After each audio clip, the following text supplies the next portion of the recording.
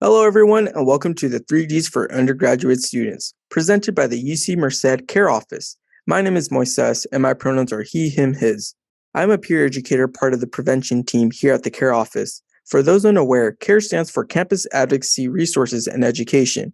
Our office focuses on providing tools and resources on how we can prevent and intervene when we see instances of gender-based violence. Some examples of gender-based violence may include sexual assault, sexual harassment, domestic violence, stalking, or human trafficking. In this video, we'll go over on how to be an active bystander and how you can intervene if you see something occurring. We will also cover some ways you can go about changing the culture in our community and the different resources available to you here at UC Merced.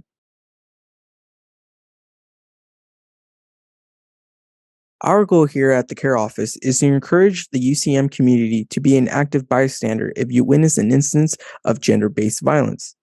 A useful tool that the CARE office teaches is called the 3Ds. Keep in mind that when using one of the 3Ds, one of the most important rules is to take into account your safety. As an active bystander, you must ensure that you are safe, secure, and comfortable when having to confront the situations covered in this video. Before we go over them, regardless of any strategy you use, it's important to do something rather than nothing.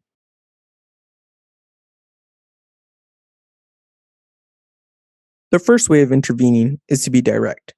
This means directly speaking to the people involved on what is going on. This can be exampled by talking to the person you think is doing the hurting and telling them to stop, or by checking on the person you think is being harmed and seeing if they're okay. Let's go over a scenario using direct. You see Jordan and Taylor arguing in the hallway near your dorm room. You can directly intervene in this situation by asking the question, "Hey, I heard someone yelling. Is everything all right?" In our second scenario, you see Jesse at a party trying to get their friend Riley to drink more, even though they don't want to drink anymore. You can directly intervene by asking, "Are you okay? Do you want me to get you some water or something to eat?"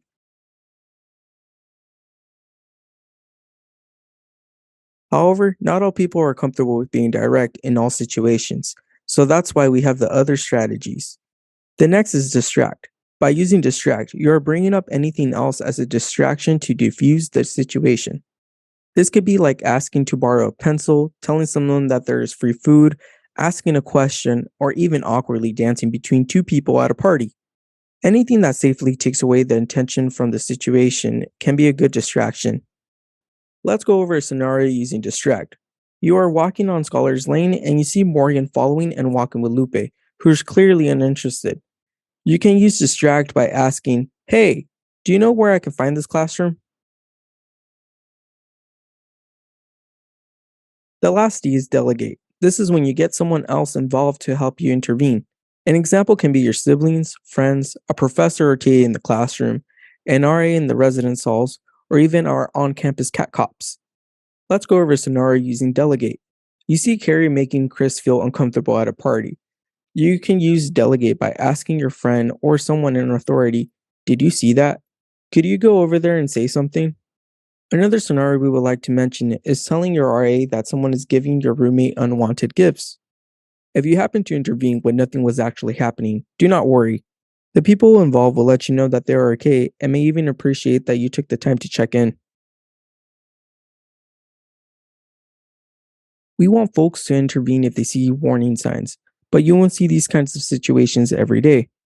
However, there are things you could do in your everyday life to change the culture around sexual violence and create a society where these forms of violence are not minimized nor normalized. You can help change the culture by speaking out when you hear victim blaming statements. Victim blaming statements are any of these ideas that the victim said or did something to deserve the violence when we all know no one asked nor deserves to experience violence. Every time we blame the victim, we're essentially sending the message that what the abuser did was okay.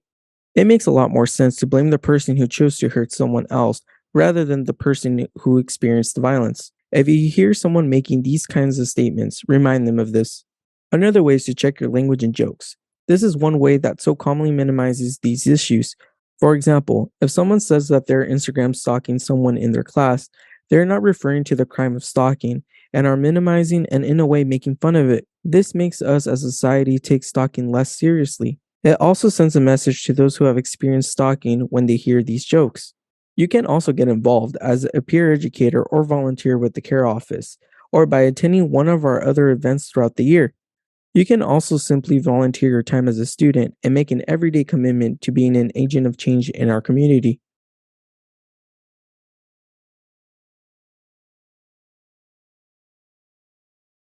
So, when you go about changing the culture, you may come across others who need additional help and support. These services are free for anyone who has questions or needs help. Services are open to students, staff, and faculty. We'll be covering two types of resources: confidential and reporting resources.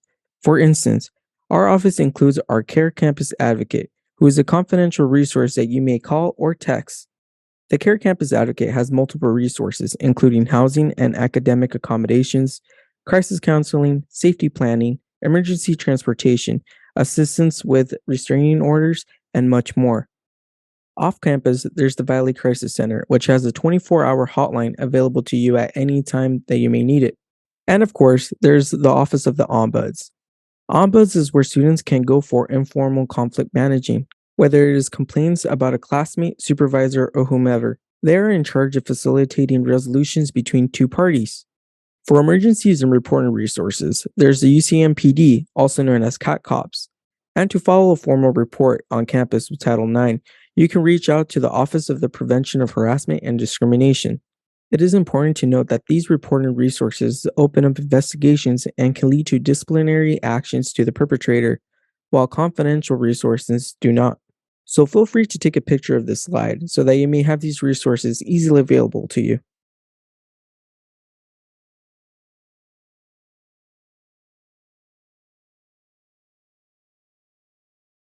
As I mentioned before, an easy way to change the culture is to get involved.